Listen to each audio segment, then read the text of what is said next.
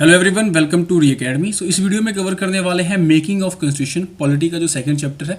इस चैप्टर से जितने भी इंपॉर्टेंट एमसीक्यू बनते हैं जो कि आपके बीपीएससी, यूपीपीएससी और अदर पीसीएस एग्जाम के लिए इंपॉर्टेंट है, तो वो सारी क्वेश्चन हम लोग इस वीडियो में कवर करने वाले हैं। एक चीज़ मैं आपको क्लियर कर दूँ, इस चैप्टर से ज़्यादा क्वेश्चन नहीं पूछे गए हैं अभी तक, ठीक है। बहुत ही रेयर क्वेश्चन पीसीएस में आते हैं।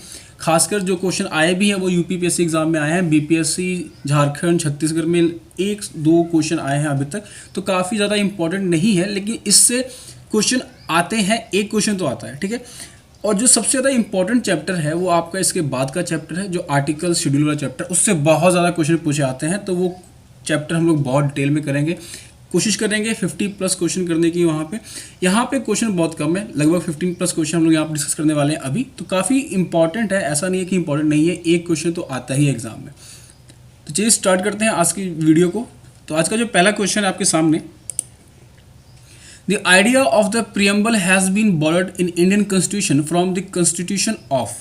तो जो हमारे कॉन्स्टिट्यूशन में जो प्रियम्बल है, तो उस प्रियम्बल को इंक्लूड करने का आइडिया हमने किस देश के कॉन्स्टिट्यूशन से लिया है? ऑप्शन है इटली, कनाडा, फ्रांस या यूएसए। तो बहुत ही सिंपल क्वेश्चन है।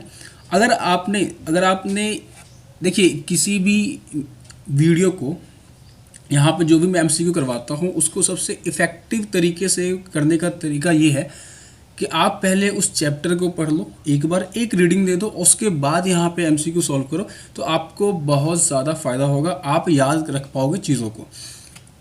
तो इस क्वेश्चन में कह रहा है प्रियम्बल को इंक्लूड करने का जो आइडिया था हमने किस कंट्री के कॉन्स्टिट्यूशन से लिया है? ऑप्शन है इटली, कनाडा, फ्रांस या यूएसए। तो बहुत ही सिंपल है, इसका जो आंसर है वो है आपका ऑप्शन डी, यूएसए। तो यूएसए के कॉन्स्टिट्यूशन में प्रियम्बल था सबसे पहले, और वहाँ से हमने इसको अडॉप्ट किया है, ठीक है।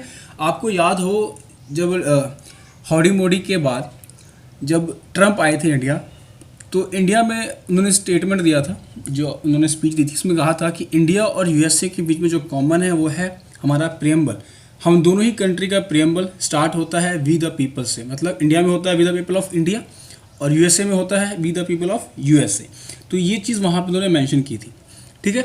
इसके अलावा जो एक और यूनिक बात है कि जो प्रियम्बल है वो हमने अडॉप्ट तो किया है यूएसए से, ठीक है, लेकिन हमारे इंडिया में जो प्रियम्बल का लैंग्वेज है वो हमने अडॉप्ट किया है ऑस्ट्रेलिया से। तो ऐसा नहीं है कि पूरा का पूरा प्रियम्बल हमने यूएसए से अडॉप्ट कर लिया, काफ़ी मिक्सचर है हमारा कॉन्स्टिट्यूशन हर एक कंटेक्स्ट में। तो प्रियम्बल के कंटेक्स्ट में भी यही है कि प्रियम्बल तो हमने यूएसए से लिया है, आइडिया प्रियम्बल होना चाहिए, ये आइडिया यूएसए से लिया है, लेकिन प्रियम्बल का जो लैंग्वेज होना चाहिए ये वो लैंग्वेज हमने कहाँ से लिया है? तो ऑस्ट्रेलिया से लिया है। नेक्स्ट क्वेश्चन देखते हैं। The concept of a union of states in the preamble constitution has been derived from. तो जो हमारे कॉन्स्टिट्यूशन में जो है यूनियन ऑफ स्टेट जो मेंशन है, लिखा हुआ है, ये किस कंट्री की, या ये जो कंसेप्ट है कहाँ से ड्राइव होता है? ऑप्शन है the American declaration of independence, the American constitution, the British North American act या द स्विस कॉन्स्टिट्यूशन। तो ये अ union of states in the preamble constitution, या यूँ कहिए कि आर्टिकल 1 जो है हमारे कॉन्स्टिट्यूशन का, जहाँ पे लिखा हुआ है India that is Bharat shall be a union of state, ठीक है। तो अ यूनियन ऑफ स्टेट जो स्टेटमेंट है ये हमने कहाँ से ड्राइव किया है, ठीक है, कहाँ से अडॉप्ट किया है? आप ऑप्शन आपके सामने है। इसका जो राइट आंसर है वो है आपका option C, the British North American Act, ठीक है, the British North American Act. Constitutional assembly में भी डिबेट में बताया गया था कि जो लैंग्वेज है यूनियन ऑफ स्टेट, जो ये सेंटेंस भी है, ये जो पूरा लैंग्वेज है, ये लैंग्वेज हमने अडॉप्ट किया है the British North American act से, ठीक है। हालांकि अ यूनियन ऑफ जो स्टेट है ये जो काफ़ी ज़्यादा अप्रोप्रिएट नहीं है इंडियन कॉन्टेक्स्ट में, लेकिन फिर भी ये हमारे आर्टिकल 1 में मेंशन है। थर्ड नंबर है in Indian political system which one is supreme. तो गिवन में से हमारे कॉन्स्टिट्यूशन के अकॉर्डिंग हमारे मतलब पॉलिटिकल सिस्टम में क्या सुप्रीम है, सबसे ऊपर क्या है? ऑप्शन है the supreme court, the constitution, the parliament या द रिलीजन। तो ये 45th बीपीएससी का क्वेश्चन है ये। तो जिसका राइट आंसर है वो है आपका ऑप्शन बी द कॉन्स्टिट्यूशन। आपको पता होगा कि सुप्रीम कोर्ट हो, पार्लियामेंट हो, ये दोनों ही अपने पावर कहाँ से ड्राइव करते हैं? कॉन्स्टिट्यूशन से ही करते हैं, ठीक है। और रिलीजन यहाँ पे सुप्रीम नहीं है। फोर्थ क्वेश्चन है the concept of judicial review in India has been adopted from the constitution of. तो जो जुडिशियल रिव्यू का कंसेप्ट है इंडिया में, ये हमने कहाँ से अडॉप्ट किया है? ऑप्शन है यूके, यूएसए, यूएसएसआर मतलब जो फॉर्मर रशिया था वो, या ऑस्ट्रेलिया। तो इसका राइट आंसर है आपका है ऑप्शन बी यूएसए। तो यूएसए से हमने जुडिशियल रिव्यू का कंसेप्ट लिया है। जुडिशियल रिव्यू कहता क्या है? कहता ये है कि जो हमारा सुप्रीम कोर्ट है या जो हमारी जो कोर्ट है, हाई कोर्ट के पास भी होता है पावर, सुप्रीम कोर्ट के पास भी होता है, तो ये जो कोर्ट है उनके पास पावर होता है एग्जामिन करने का लेजिस्लेटिव, एग्जीक्यूटिव या एडमिनिस्ट्रेटिव जो भी डिसीजन लेते हैं पार्लियामेंट में या जो ऑफिसर्स हैं वो, तो किसी भी तरह के लेजिस्लेटिव, एग्जीक्यूटिव या एडमिनिस्ट्रेटिव डिसीजन को जुडिशियल रिव्यू करने का पावर होता है कोर्ट के पास, ठीक है। और ये चीज़ हमने यूएसए से ड्राइव किया है। नेक्स्ट क्वेश्चन है the scope of judicial review is limited in India. ठीक है, मतलब असर्शन ये दिया है कि जुडिशियल रिव्यू का जो स्कोप है इंडिया में लिमिटेड है। इसका रीज़न भी बता रहा है यहाँ पे कि Indian constitution has some bold item. इसका रीज़न क्या ये हो सकता है कि इंडियन कॉन्स्टिट्यूशन ने इन चीज़ों को बाहर से अडॉप्ट किया, इसीलिए आंसर सेलेक्ट करना है आपको यहाँ पे। ऑप्शन है both A and R are correct but R is the correct explanation of A. कह रहा है कि दोनों स्टेटमेंट सही है और आर सही एक्सप्लेन भी कर रहा है ऊपर वाले स्टेटमेंट को। सेकेंड है both A and R are correct but R is not right explanation of A. मतलब दोनों स्टेटमेंट सही है लेकिन रीजन जो है वो असर्शन को सेटिस्फाई नहीं कर रहा। थर्ड है A is right but R is wrong, या डी है A is wrong but R is correct. तो इसका राइट जो आंसर बनेगा वो बनेगा आपका option B both A and R correct but R is not the correct explanation of assertion. देखिए जुडिशियल रिव्यू का स्कोप इंडिया में काफ़ी कम है, काफ़ी नहीं लेकिन कम है, क्योंकि जनरली जो जुडिशियल रिव्यू को एक्सरसाइज किया जाता है वो अमेंडमेंट के टाइम में एक्सरसाइज किया जाता है। मतलब जब भी पार्लियामेंट या लेजिस्लेटिव असेंबली जो है वो किसी लॉ को लेके आती है तब जाके मैक्सिमम केसेस में होता है कि कोर्ट उसको जुडिशियल रिव्यू करती है, देखती है। तो ये एक लिमिटेशन है, ऐसे नहीं कि किसी भी पुराने एक्ट को या किसी भी शेड्यूल को, किसी भी एक्ट को उठा लिया और उसको रिव्यू कर रहे हैं, ऐसा नहीं करते हैं जनरली होता क्या है, जब भी अमेंडमेंट होता है तो अमेंडमेंट वाले पार्ट को जुडिशियल रिव्यू किया जाता है, या आप कहो कि जब कोई नया एक्ट बनता है तभी हम उसको जुडिशियल रिव्यू करते हैं। सुप्रीम कोर्ट तभी उसको जुडिशियल रिव्यू करता है, सुप्रीम कोर्ट या हाई कोर्ट दोनों। रीज़न ये नहीं है क्योंकि Indian constitution has some borrowed items. ये बात सही है कि इंडियन कॉन्स्टिट्यूशन में लगभग हर एक चीज़ क्या है, बोरो की गई है, लेकिन इसका ये स्टेटमेंट जुडिशियल रिव्यू को सेटिस्फाई नहीं करता। 6 नंबर क्वेश्चन है the feature of federal system of Indian constitution is inspired by the constitution of. तो जो फेडरल सिस्टम है इंडियन कॉन्स्टिट्यूशन में, ये कहाँ से इंस्पायर्ड है? ऑप्शन है आपके पास A Canada, B United Kingdom, C USA या डी आयरलैंड। तो काफ़ी सिंपल है ये क्वेश्चन भी। इसका जो राइट आंसर होगा वो होगा आपका ऑप्शन ए कनाडा। तो कनाडा से हमने फेडरल सिस्टम के कंसेप्ट को अडॉप्ट किया है। और फेडरल सिस्टम क्या होता है हम आगे आने वाले क्वेश्चन में यहाँ पे मैं आपको बताऊंगा डिटेल में, लेकिन यहाँ के हिसाब से इसका जो आंसर बनेगा वो काफ़ी सिंपल है। कनाडा से हमने फेडरल सिस्टम को अडॉप्ट किया है। चीज़ें याद रखने वाली है और आपको याद ही करना पड़ेगा। 7 नंबर क्वेश्चन है the Indian federalism is based on the pattern of which country. तो हमारे कंट्री में जो फेडरलिज्म है वो किस कंट्री के पैटर्न पर बेस है? ऑप्शन है यूएसए, कनाडा, ऑस्ट्रेलिया और जर्मनी।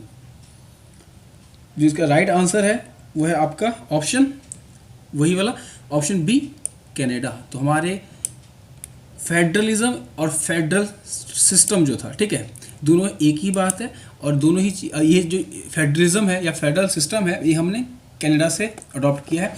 अभी जो लेटेस्ट पूछा गया था वो 2017 में पूछा गया था ये क्वेश्चन। काफ़ी रिपीट करते हैं क्वेश्चन, तो इसलिए मैं आपको यहाँ पे जनरली जो मेरे इस चैनल पे जो वीडियोज़ आ रहे हैं वो सिर्फ MCQ वाले ही आ रहे हैं। देखिए मैंने अलग अलग वीडियोज़ में आपको बताया है पावर और रूल MCQ का।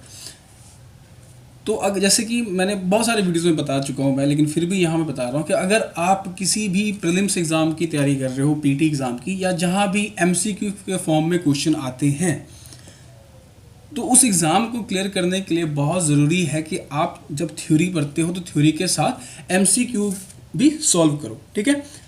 और अगर आप मेंस के एग्ज़ाम के लिए या रिटन एग्ज़ाम की तैयारी करते हो तो उस टॉपिक के पढ़ने के बाद बहुत ज़रूरी है कि आप कम से कम खुद से एक क्वेश्चन तो उस टॉपिक से करो ही, लिखो ही, तभी जाके आपका वो टॉपिक कंप्लीट तरीके से पूरा होगा, ठीक है।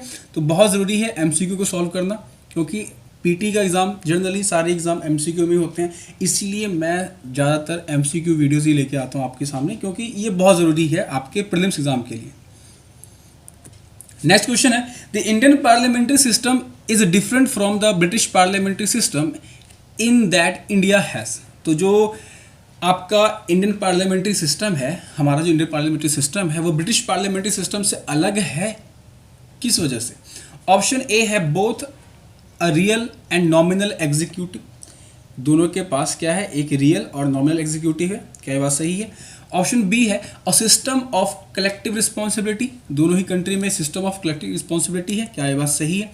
थर्ड है बाय कैमरल लेजिस्लेचर, या D the system of judicial review. देखिए अब ये जो क्वेश्चन है ना, इस क्वेश्चन को आप थोड़ा लॉजिक से सॉल्व करोगे तो बहुत ही सिंपल है ये क्वेश्चन, क्योंकि एक क्वेश्चन हमने इसके पहले किया कि जुडिशियल रिव्यू का कंसेप्ट हमने किस कंट्री से बोरो किया है, तो उसका आंसर था यूएसए से। यहाँ पे पूछ रहा है इंडिया और ब्रिटिश का, तो यही तो डिफरेंट हो गया ना, ये तो हमने यूएसए से लिया है, ब्रिटिश से तो लिया ही नहीं, ब्रिटिश में तो है ही नहीं। इसका जो राइट आंसर बनेगा वो बनेगा सिस्टम ऑफ जुडिशियल रिव्यू, ठीक है। पहले ऑप्शन का क्या मतलब है, अब both real and nominal executive, तो एग्जीक्यूटिव जो हेड है क्या है, प्राइम मिनिस्टर, रियल है और नॉमिनल है, कभी भी 5 साल बाद चेंज होते हैं, ठीक है। सेकंड है सिस्टम ऑफ कलेक्टिव रिस्पॉन्सिबिलिटी, जैसा आपको पता है यूनिवर्सल जो स्टेटमेंट है पॉलिटी का, executive is collectively responsible to legislature, तो ये स्टेटमेंट है यहाँ पे बिल्कुल सही है। थर्ड है बाय कैमरल लेजिस्लेचर, ये तो हमने ब्रिटिश पार्लियामेंट से ही अडॉप्ट किया है ना, लोकसभा राज्यसभा कंसेप्ट, तो ये हमने वहीं से लिया, तो ये चीज़ें कॉमन है। और जो डिफरेंट है वो है जुडिशियल रिव्यू, क्योंकि हमने ये लिया है यूएसए से। क्वेश्चन नंबर 9 है, the system of judicial review exist in India only, USA only, India and USA, या यूके ओनली। तो इसका जो राइट आंसर बनेगा, अब बहुत स्टूडेंट गलती भी कर सकते हैं, यूएसए मार के आएंगे क्योंकि हमने पीछे किया है, लेकिन ओनली इस चीज़ों को याद रखना है, जो ओनली जो वर्ड है इसको हमें देखना है ध्यान से, क्योंकि यूएसए से तो इंडिया ने अडॉप्ट कर लिया है, तो ओनली तो रहा नहीं, तो आंसर जो होगा वो होगा India and USA. Question number 10 है, which of the following characteristics is common between the federal system of India and America. तो इंडिया एंड अमेरिका में जो फेडरल सिस्टम है उसमें क्या कॉमन है? Option A a single citizenship, क्या ये कॉमन है? तो ये तो आपको यह पता होना चाहिए, सिंगल सिटीजनशिप इंडिया में है, अमेरिका में नहीं है, ठीक है। इसके अलावा 3 लिस्ट ऑफ कॉन्स्टिट्यूशन, जो 3 लिस्ट ऑफ कॉन्स्टिट्यूशन जो पावर है, union list, state list, concurrent list, क्या ये चीज़ कॉमन है? सी है ड्यूअल जुडिशियल सिस्टम, क्या ड्यूअल जुडिशियल सिस्टम है दोनों ही कंट्री में? या D a federal supreme court for interpretation of constitution. तो कॉमन पूछ रहा है। देखिए सिंगल सिटीजन यूएसए में नहीं है, यूएसए में ड्यूअल सिटीजनशिप है, मतलब जैसे कैलिफोर्निया हो गया, न्यूयॉर्क हो गया, तो वहाँ का जो सिटीजन होगा उसको अलग सिटीजनशिप मिलेगा न्यूयॉर्क का, और एक यूएसए का मिलेगा, ठीक है। तो 2 सिटीजनशिप कार्ड होते हैं वहाँ के लोगों के लिए। इंडिया में क्या सिंगल सिटीजनशिप है, हम किसी भी स्टेट में, कंट्री में, किसी भी पार्ट में जाकर रह सकते हैं बिना हमें कि कोई रोक टोक नहीं है। बी है 3 लिस्ट ऑफ कॉन्स्टिट्यूशन, तो यूएसए में 3 लिस्ट नहीं है, इंडिया में 3 लिस्ट है, ठीक है। इसके अलावा सी है ड्यूअल जुडिशियल सिस्टम, तो यूएसए में ड्यूअल जुडिशियल सिस्टम नहीं है। अगर न्यूयॉर्क के कोर्ट में क्या हुआ कि कोई फैसला आया है तो वो अदर किसी कोर्ट में जाके आप उसको अपील नहीं कर सकते हो, और वहाँ का जो जजमेंट होगा वो आपके लिए वैलिड नहीं होगा, तो वहाँ पे नहीं है। इंडिया में है, ठीक है, इंडिया में है। आपने सेशन कोर्ट में अप्लाई किया, हाई कोर्ट में किया, फिर सुप्रीम कोर्ट में किया, तो इंडिया में है ये, ठीक है। डी है a federal supreme court for interpretation of constitution, ये बात बिल्कुल सही है। जो फेडरल कोर्ट मतलब सुप्रीम कोर्ट है एक तरीके से, दोनों ही कंट्री में है, और दोनों ही कंट्री में सुप्रीम कोर्ट क्या करती है, इंटरप्रिटेट करती है कॉन्स्टिट्यूशन को। कॉन्स्टिट्यूशन में लिखे किसी सेंटेंस में आर्टिकल का, क्लॉज का क्या मतलब होगा, ये सुप्रीम कोर्ट ही हमें बताता है। क्वेश्चन नंबर 11 है, which of the following statement is true. 38th BPSC में लास्ट टाइम ये पूछा गया था। क्वेश्चन काफ़ी अच्छा है। क्वेश्चन कह रहा है which of the following statement is true. Option है a federal form of government is in United States of America. क्या federal form of government United States of America में है? क्वेश्चन ऑप्शन बी है the government of India is federal and unitary both. C है the government of France is of federal form. या option D the prime minister of Pakistan is appointed by the people. अब ये option बहुत ही अजीब से पूछे गए हैं यहाँ पे। अभी भी क्या होता है, जो बीपीएससी का एग्ज़ाम है उसमें अगर आप देखोगे तो 10 से 15 ऐसे क्वेश्चन होते ही हैं जहाँ के ऑप्शन बहुत ही अजीब होते हैं। आप बहुत ही आसानी से उस ऑप्शन को हटा के सही आंसर के करीब पहुँच सकते हो। ठीक है, तो जैसे यहाँ पे देखो इस ऑप्शन का कोई मतलब ही नहीं है यहाँ पे, लेकिन फिर भी है। तो इसका जो राइट आंसर पूछ रहा है आपसे क्या होगा, देखिए यहाँ पे ट्रू पूछ रहा है। तो हम लोग पहले इंडिया के कंसर्न में देख लेते हैं। Government of India is a federal and unitary both. देखिए फेडरल एंड यूनिटरी बोथ लिखा तो हुआ है, हम लोग बोलते भी हैं क्वासी फेडरल, लेकिन फेडरल जो वर्ड है कहीं मेंशन है नहीं। जो वर्ड मेंशन है, जैसे मैंने आपको पहले ही बताया कि आर्टिकल 1 में क्या है, India that is Bharat is a union of state. ठीक है, यूनियन ऑफ स्टेट मेंशन है, यूनिटरी स्टेट जो टिल्ट है वो मेंशन है, ना कि फेडरल टिल्ट। तो यहाँ पे ये जो स्टेटमेंट है ये इनकरेक्ट हो जाता है। फ्रांस के बारे में याद रखिए, फ्रांस जो है वो यूनिटरी स्ट्रक्चर फॉलो करता है, ना कि फेडरल स्ट्रक्चर फॉलो करता है, तो ये भी यहाँ पे इनकरेक्ट है। Prime minister of Pakistan is appointed by the people. देखिए नॉमिनेटेड बाय द पीपल हो सकता है, इलेक्टेड बाय द पीपल हो सकता है, लेकिन अपॉइंट तो उनको भी वहाँ के प्रेसिडेंट ही करते होंगे। ठीक है, जो इसका करेक्ट आंसर है वो है आपका ऑप्शन ए। ठीक है, क्योंकि हमने बाकी के ऑप्शन यहाँ पे एलिमिनेट कर लिए हैं, तो बच्चा जो ऑप्शन है वो है option A, the federal form of government is in United States of America. तो फेडरल फॉर्म ऑफ गवर्नमेंट वहाँ पे फॉलो होता है, कुछ ज़्यादा ही फेडरल फॉर्म ऑफ गवर्नमेंट है। तभी यहाँ पे आपने पढ़ा होगा कि जो स्टेट है उनको पावर है राइट टू सीसेट, मतलब उनकी मर्जी है, अगर वो यूनाइटेड स्टेट के साथ रहना चाहते हैं तो रह सकते हैं, अगर वो यूनाइटेड स्टेट से अलग होना चाहते हैं तो वो अलग भी हो सकते हैं। इतना ज़्यादा है उनमें, ठीक है, पावर का डिस्ट्रीब्यूशन। मेनली सिंपल अगर बात किया जाए फेडरल जो सिस्टम या जो फेडरल गवर्नमेंट है उसमें आसान भाषा में यही होता है कि जो पावर होता है उसका डिवीज़न होता है। ठीक है, तो फेडरल फॉर्म ऑफ गवर्नमेंट जो होता है मतलब कि पावर का डिवीज़न करके चलते हैं वो। ठीक है, पावर को डिस्ट्रीब्यूट करते हैं, मतलब सेंटर पे है, फिर स्टेट में गवर्नमेंट है, फिर आपके डिस्ट्रिक्ट में जो एडमिनिस्ट्रेशन होता है वो है। ठीक है, इसके अलावा फिर गाँव में पंचायत है। तो इस तरीके से पावर बटा हुआ है। ठीक है, इंडिया में भी क्या है, पावर बटा हुआ है। क्वेश्चन नंबर 12 है, concurrent list includes in India constitution is given by. तो जो कंकरेंट लिस्ट इंडिया में इंक्लूड किया गया है ये किस कॉन्स्टिट्यूशन में गिवन है? ऑप्शन है सोवियत यूनियन, बी ऑस्ट्रेलिया, सी इटली या डी कनाडा। तो इसका जो राइट आंसर होगा वो होगा आपका ऑप्शन बी ऑस्ट्रेलिया। तो कंकरेंट लिस्ट जो है हमने इंडिया में जो लिया है उसे अडॉप्ट किया है ऑस्ट्रेलिया से। ठीक है, तो ऑस्ट्रेलिया से अडॉप्ट किया कंकरेंट लिस्ट को। कंकरेंट लिस्ट होता क्या? तो एक होता है यूनियन लिस्ट, एक होता है स्टेट लिस्ट, एक होता है कंकरेंट लिस्ट। यूनियन लिस्ट में ऐसे सब्जेक्ट्स आते हैं जैसे कम्युनिकेशन हो गया, डिफेंस हो गया। ठीक है, ऐसे सब्जेक्ट्स जिनके ऊपर लॉ बनाने का काम सेंट्रल गवर्नमेंट करती है। स्टेट लिस्ट में ऐसे सब्जेक्ट्स जिनके ऊपर लॉ बनाने का काम स्टेट गवर्नमेंट करती है। और कंकरेंट लिस्ट में ऐसी चीज़ें आती हैं जिनके ऊपर लॉ बनाने का काम दोनों ही गवर्नमेंट मिलके कलेक्टिव तरीके से करती है। ठीक है, तो अभी के टाइम पे देखा जाए तो टोटल 52 ऐसे सब्जेक्ट्स हैं, ठीक है, जिनके ऊपर दोनों ही गवर्नमेंट मिलके लॉ बनाती है। क्वेश्चन नंबर 13 है, the concept of the directive principle of state policy in the Indian constitution has been adopted from the constitution of. तो जो हमारा डीपीएसपी का कंसेप्ट है उसे हमने किस कंट्री से अडॉप्ट किया है? ऑप्शन है फ्रांस, आयरलैंड, जापान या यूएसएसआर। तो यहाँ पे इस क्वेश्चन का जो राइट आंसर बनेगा वो बनेगा आपका ऑप्शन बी आयरलैंड। तो डीपीएसपी का जो कंसेप्ट है हमने आयरलैंड से लिया है, ठीक है, आयरलैंड से लिया है। डीपीएसपी देखिए होता क्या है, तो जिस तरीके से फंडामेंटल राइट क्या है, एक तरीके से राइट एंड रिस्ट्रिक्शन है सिटीजन्स के ऊपर, ठीक है, दोनों ही चीज़ें कह रहा हूँ मैं यहाँ पे। राइट्स भी है, जैसे हम लोग सिंपली पढ़ते हैं क्या है कि फंडामेंटल राइट्स, तो ऐसा नहीं है कि वो सिर्फ राइट्स है, आप थोड़ा अच्छे से ऑब्जर्व करके पढ़ो, तो आधे से ज़्यादा जो राइट है वो आपके लिए रिस्ट्रिक्शन है कि आप ऐसा नहीं कर सकते, आप टाइटल नहीं रख सकते, तो ये राइट नहीं रिस्ट्रिक्शन है, ठीक है।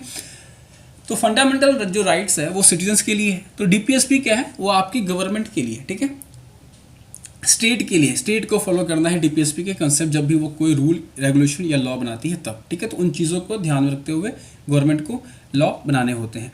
तो डीपीएसपी का जो कंसेप्ट है इसे हमने पार्ट 4 में रखा है, आर्टिकल 36 से 51 तक के बीच में, ठीक है। इसके अलावा जो और चीज़ याद रख सकते हो ये सकते हो कि हमने प्रेम्बल में अभी आपने पढ़ा होगा कि हमने पॉलिटिकल, इकोनॉमिकल एंड सोशल जो राइट है वो प्रोवाइड करनी है सिटीजन्स को। तो पॉलिटिकल राइट जो है वो तो हमें फंडामेंटल राइट से मिलता है, और जो बचा हुआ इकोनॉमिकल हो गया, सोशल राइट्स जो हो गया, वो हमें डीपीएसपी प्रोवाइड करवाता है। तो ये चीज़ें भी आपको याद रखनी है। नेक्स्ट क्वेश्चन है, in giving representation to talent, experience and service in the composition of the council of a state. Council of state मतलब आपका राज्यसभा, ठीक है। तो काउंसिल ऑफ स्टेट मतलब Rajya Sabha. The constitution makers of India were influenced by the example of. तो यहाँ पे आपसे पूछ रहा है कि जो राज्यसभा है उसमें जो लोग आते हैं talent, experience, service of composition के हिसाब से, तो ये जो चीज़ है हमने कहाँ से अडॉप्ट किया है, इस चीज़ के लिए हम लोग कहाँ से इन्फ्लुएंस हुए कि राज्यसभा का कंसेप्ट होना चाहिए, और राज्यसभा के कंसेप्ट में टैलेंट जो हम लोग नॉमिनेट करते हैं ना वो कंसेप्ट होना चाहिए। तो ऑप्शन है आयरिश रिपब्लिक, कनाडा, यूएसए या ऑस्ट्रेलिया। जो राइट आंसर है इसका वो है आपका ऑप्शन ए, आयरिश रिपब्लिक। तो आयरलैंड जो है वहाँ से हमने चीज़ अडॉप्ट की है कि काउंसिल ऑफ स्टेट, राज्यसभा, ठीक है, और लोकसभा को बोलते हैं हाउस ऑफ पीपल, ठीक है। तो काउंसिल ऑफ स्टेट में जो नॉमिनेशन होता है, जो अब टैलेंट के हिसाब से, एक्सपीरियंस के हिसाब से, ये चीज़ हमने आयरलैंड के कॉन्स्टिट्यूशन से अडॉप्ट किया है। क्वेश्चन नंबर 15 है, the idea of fundamental rights was borrowed from the constitution of. तो जो फंडामेंटल राइट्स का आइडिया है ये हमने कहाँ से बोरो किया है? ऑप्शन है USA, Canada, Britain, Russia.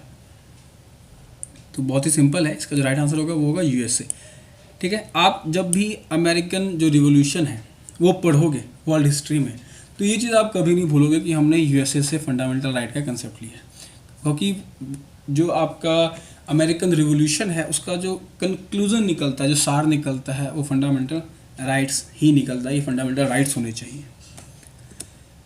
60 number question है, the concept of fundamental duties has been taken from. तो जो फंडामेंटल ड्यूटीज का कंसेप्ट है वो हमने कहाँ से अडॉप्ट किया है?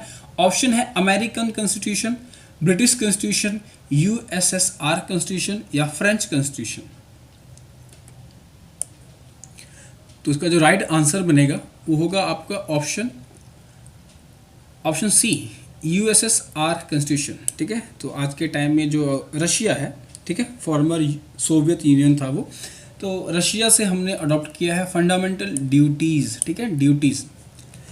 और फंडामेंटल ड्यूटीज़ को हमने 42nd अमेंडमेंट जो 1976 में हुआ था उस अमेंडमेंट में हमने ऐड किया, ठीक है। ये चीज़ें आपको याद रखनी है। तो ये थे आज के कुछ important question from the topic making of constitution. तो काफ़ी इंपॉर्टेंट चैप्टर है, काफ़ी इंपॉर्टेंट एमसीक्यू हमने यहाँ पर डिस्कस किए हैं। अगर वीडियो पसंद आए तो वीडियो को लाइक कर सकते हैं, चैनल को सब्सक्राइब कर सकते हैं, और इसकी पीडीएफ आपको मिल जाएगी री अकेडमी के चैनल पे, और इसके जो आंसर है वो यहाँ पे लास्ट पेज पे आपको मिल जाएंगे। तो आप कल जब भी आपको ये पीडीएफ मिले तो आपको ज़्यादा दिमाग नहीं लगाना है, पीडीएफ को कलेक्ट करके जमा करके फोल्डर बना के नहीं रखना है, एक बार बस, क्योंकि आज आपने वीडियो देख ली है, आज आपको उसका सोल्यूशन पता है, कल आपको बस एक बार इस पीडीएफ से गो थ्रू हो जाना है सारी क्वेश्चन को।